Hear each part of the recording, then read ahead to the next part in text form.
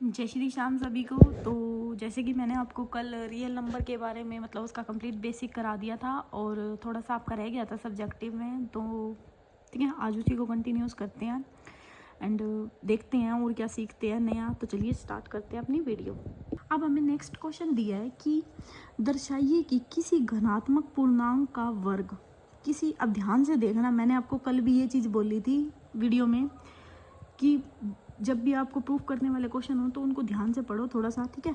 कि दर्शाइए कि किसी घनात्मक पूर्णांक का वर्ग, अब यहाँ से देखना वर्ग, ठीक है, किसी पूर्णांक m के लिए 3m या 3m+1 के रूप में हो सकता है, ठीक है। अब इस क्वेश्चन को कैसे करेंगे, हमने लिया कि हमने मान लिया जैसे मैंने आपको कल कराया था कि a हमारा कोई भी क्या घनात्मक पूर्णांक यानी कि पॉजिटिव इंटीजर, ठीक है। हमने ले लिया वही इक्लूड एल्गोरिथम से a = bq + r और r, अब b क्या से लेंगे, मल्टीपल लेंगे, ठीक है, जो भी आपको दे रखा है, यानी कि b की वैल्यू कितनी आ गई 3 और q की वैल्यू क्या आ गई > 0। अब a = 3q + r, ठीक है, a = यही इक्लूड डिवीजन में लगा दी। और अब आपने क्या करना है, रिमाइंडर देखना है। रिमाइंडर आपका क्या लेना है, 3 से छोटा यानी कि 0 1 2, ठीक है। मैंने रिमाइंडर लिया जब r = 0 तो मेरी a की वैल्यू कितनी आ गई 3m, 1 लिया तो 3m+1 और r = 2 लिया तो क्या आ गया 3m+2। अभी इसने क्वेश्चन क्या बोला है कि इसने बोला है कि दर्शाइए कि किसी घनात्मक पूर्णांक का वर्ग यानी कि स्क्वायर, उसका क्या करेंगे स्क्वायर, ठीक है, किसी पूर्णांक m के लिए 3m या 3m+1 का रूप होता है। ध्यान से देखना, इसकी क्वेश्चन की घुमा रखा है क्वेश्चन, आपको थोड़ा सा समझ में आया क्योंकि मैं बार बार दोबारा इसलिए पढ़ रही हूँ ताकि देखो इसका करना है। अब मैंने यहाँ तक तो आपको कल काम कराया था, जिसने मेरा लास्ट लेक्चर देखा है और बहुत बेसिक से बताया अच्छे से कि ये चीज़ें कैसे लिखी। अब इसने वर्ग यानी कि इन सब चीज़ों का क्या कर दो वर्ग, यानी कि इनका क्या कर दो स्क्वायर। तो करो, मैंने इसका स्क्वायर कर दिया 3m², मैंने इसका कर दिया a + b का होल स्क्वायर लगा जगह, यानी a का स्क्वायर + b + 2ab। सिमिलरली यहाँ पे मैंने लगा दिया, ठीक है। अब मैंने आगे क्या करा, इसने बोला है कि 3m और 3m+1 के रूप में होगा, तो मेरे को यही चीज़ बनानी है 3m और 3m+1। देखो मैं कैसे बनाऊंगी, मैंने यहाँ से 3m कॉमन ले लिया तो यहाँ पे अंदर क्या बच गया 3m, आ गया 3m, आया समझ में। अब 3m 9m² + 1 + 6m। अब मैंने इसमें क्या करा, इन दोनों को कॉमन ले लिया, यानी इन दोनों में 3m कॉमन ले लिया और यहाँ क्या बच गया 3m+2 + 1, यानी इन दोनों में से मैंने 3 कॉमन ले लिया, यानी 3m+1। ध्यान से देखो यही बोल रहा है ना इसने 3m+1, तो यहाँ m को तो भूल जाओ एक बारी के लिए, तो यहाँ 3m+1 बन गई इसकी फॉर्म। यहाँ पे क्या बन गई 3m की फॉर्म बन गई। बाहर देखो सिर्फ बाहर, और यहाँ पे भी ना सिमिलरली 3m² + 12m+, अब मैंने 4 को तोड़ लिया 3 + 1, तो यहाँ पे मैंने 3m कॉमन ले लिया, तो यहाँ से क्या बच गया 3m+1 + 4 + 1, यानी कि इसको मैं ये भी तो लिख सकती हूँ 3m+5, इसको भूल जाओ, और +1, ये भी बन गया 3m+1 बन गया ना।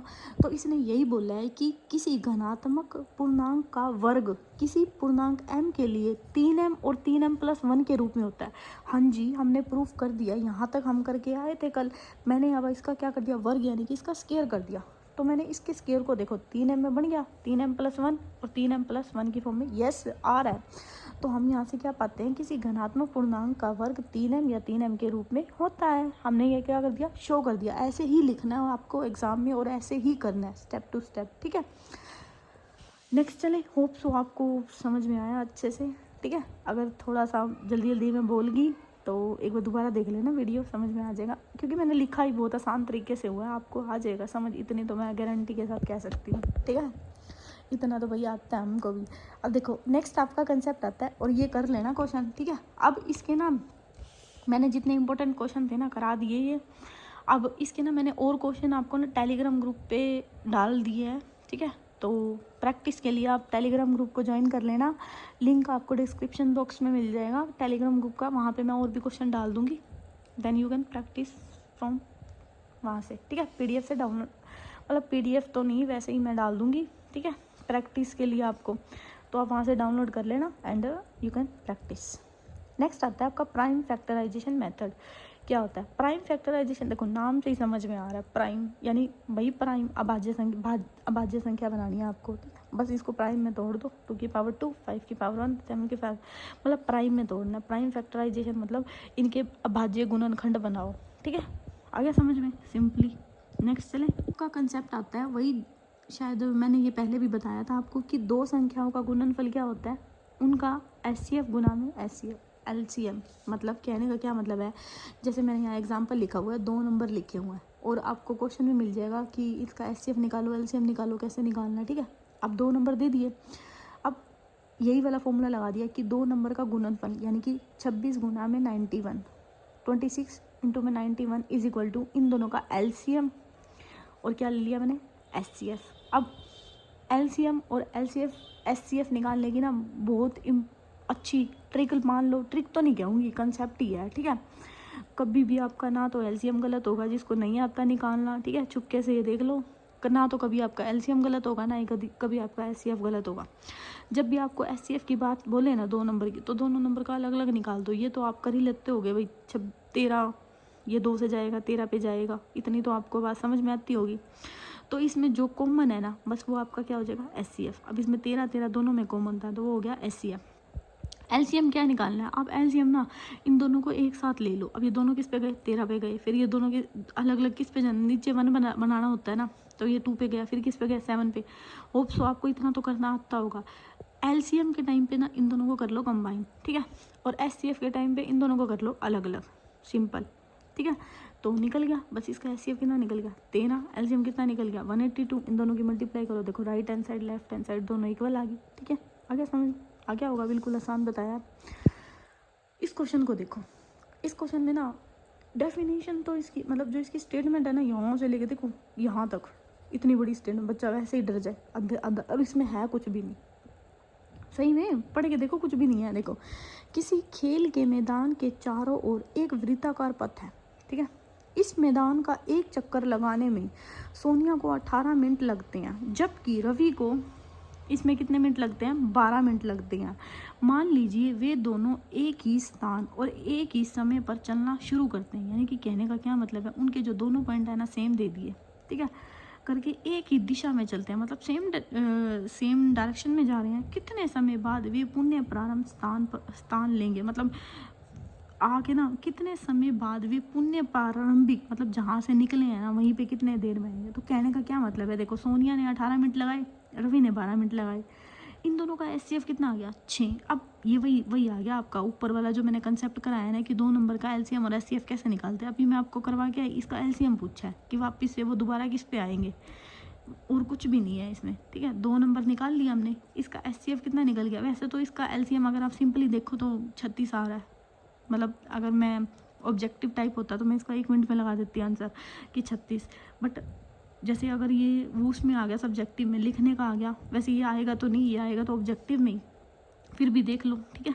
एलसीएम कितना आ गया, 6, एचसीएफ सॉरी, और एलसीएम हमें निकालना है, तो इसने यही चीज़ पूछी है, तो बस यहाँ से इसको काटोगे, जैसे मैंने यहाँ काट रखा, तो एलसीएम कितना आ गया, 36। बिल्कुल आसान था, बस खाली बेवकूफ़ बनाने के लिए इतनी बड़ी स्टेटमेंट लिखी हुई थी। आ गया समझ में। चले नेक्स्ट, आपका मोस्ट जितने भी स्टार हो सकते हैं ना उतने स्टार लगा लो, ये एग्ज़ाम में ज़रूर मिलेगा क्वेश्चन। ठीक है, मैं बता रही हूँ आपको, ये मोस्ट इंपॉर्टेंट क्वेश्चन है, जितने भी स्टार हो सकते हैं ना उतने लगा लो। अब इसके ना 2 तरीके हैं, मैं दोनों तरीके आपको बता देती हूँ, क्योंकि ये सब्जेक्टिव में आएगा ही आएगा क्वेश्चन, ये फिक्स है, आएगा। इसके मतलब कुछ भी आ सकता है, √5 आ सकता है, √6 आ सकता है, कुछ भी, लेकिन आएगा ज़रूर। ठीक है, अब हमें ये दिखाना है कि √2 ना एक क्या है, इरेशनल नंबर है।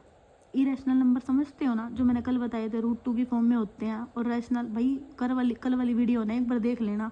अगर किसी को ये नंबर नहीं आते ना, रैशनल इरेशनल मैडम क्या बोल रही है, तो भाई एक बार कल वाली वीडियो पे विजिट जरूर करना। ठीक है, मैंने वहाँ सब बेसिक बताया था, आपको मज़ा आएगा। ठीक है, एंड यहाँ पे भी मज़ा आ रहा होगा, होप सो। ठीक है, तो देखो √2 एक अपरिमेय संख्या है, हमें ये बताना है कि ये क्या है, इरेशनल नंबर। ठीक है, अब इसको कैसे सोल्व करेंगे, माना √2 एक क्या है, हमने अब इसको ना सॉरी इसको ना सोल्व करने से पहले ना आप इसको ना कंट्राडिक्ट करके करेंगे हम इसको सोल्व। ठीक है, हमने मान लिया कि √2 एक परिमेय संख्या है, मैंने मान लिया ये रैशनल नंबर है। अगर ये रैशनल नंबर है तो ये p/q की फॉर्म में होगी, जहाँ पे p और q क्या होंगे, को प्राइम, वही उसकी डेफिनेशन आ गई, और q क्या होगा, ≠ 0। अब मैंने ना इसका दोनों तरफ वर्क करने पे पाया कि 2 किसके इक्वल हो गया, P square by Q square, और यहाँ से पी स्क्वायर की वैल्यू क्या आ गई, 2q स्क्वायर। हमें यहाँ से पता चल गया कि जो पी स्क्वायर है ना वो 2 को क्या कर रहा है, डिवाइड कर रहा है। और यहाँ से हम ये भी कह सकते हैं कि अगर ये इसको डिवाइड कर रहा है तो ये पी को भी डिवाइड करेगा, 2 करेगा ना। अगर पी स्क्वायर मतलब 2 हमारा पी स्क्वायर से डिवाइड हो रहा है तो पी भी तो होगा हमारा। सिंपली कहने का क्या मतलब है, मान लो यहाँ पी स्क्वायर की जगह मैंने 4 लिख दिया, 4 2 को डिवाइड कर रहा है, तो मैं ये नहीं कह सकती भाई 2 को 2 को भी डिवाइड करेगा 2, कह सकती हूँ ना अगर 4 को कर रहा है। तो बस वही चीज़ें लिखी हुई है। तो जो हमारा p है ना वो इसका गुणनखंड के रूप में बन गया, यानी कि p is equal to 2c, क्योंकि इसको डिवाइड कर रहा है। यहाँ पे c हमने कोई भी अपने तरफ से नंबर ले लिया, 2 × 1 मतलब कोई भी इंटीजर ले लिया, ठीक है। अब मैंने ये वैल्यू है ना उठा के फर्स्ट में पुट कर दी कि 2q square is equal to 4c square. मैंने p की वैल्यू पुट कर दी, ठीक है। कोई भी पूर्णांक है, जैसे कि मैंने आपको बोला यहाँ पे 2q स्क्वायर की वैल्यू क्या आ गई, 2c स्क्वायर, यानी कि जो हमारा अब हमारा 2 से क्या हो रहा है, q स्क्वायर भी डिवाइड हो रहा है, तो हम 2 हमारा q को भी डिवाइड करेगा जो ऊपर। अब यहाँ से क्या आ गया, यहाँ से इसका एक फैक्टर यहाँ से बन गया, एक फैक्टर यहाँ से बन गया, तो हमें ये क्या दिख गया, इसके तो भाई कम से कम 2 फैक्टर बन गए, लेकिन हमारे √2 का तो कम से कम एक ही फैक्टर होता है। तो जो हमने माना वो क्या था, वो गलत हो गया। तो √2 हमारा क्या हो गया, एक अपरिमेय संख्या हो गया। एक तो है कंसेप्ट ये, ठीक है, ये बेसिक से बिल्कुल लिखने वाला। अब इसका ना दूसरा तरीका बताती हूँ आसान, ठीक है, ये ताकि इतना लिखना ना पड़े, ये चीज़ें रट्टा ना मारनी पड़े। भाई मारनी पड़ती है लाइन, क्योंकि एक एक चीज़ लिखनी है आपको सब्जेक्टिव में, तभी नंबर मिलेगा एक। लेकिन इससे भी आसान तरीका है, अगर आप सब्जेक्टिव में वो भी करोगे ना तो भी आपको नंबर मिल जाएंगे, ठीक है। मैं बताती हूँ पे। अब इसका दूसरा तरीका देखो कि √2 एक परिमेय संख्या है, हमने माना, ठीक है, वही है, मतलब मैंने क्वेश्चन नहीं लिखा, हमें प्रूफ करना है कि √2 क्या है, एक अपरिमेय संख्या, मतलब इरेशनल नंबर। तो मैंने मान लिया कि √2 क्या है, परिमेय संख्या, डेफिनेशन लगा दो, वही परिमेय संख्या आ गई, रैशनल नंबर की लगा दी। अब दोनों तरफ क्या कर दिया, वर्क कर दिया, यानी कि स्क्वायर, 2 की वैल्यू क्या आ गई, P square by Q square, और यहाँ से 2q क्या आ गया, P square by Q square.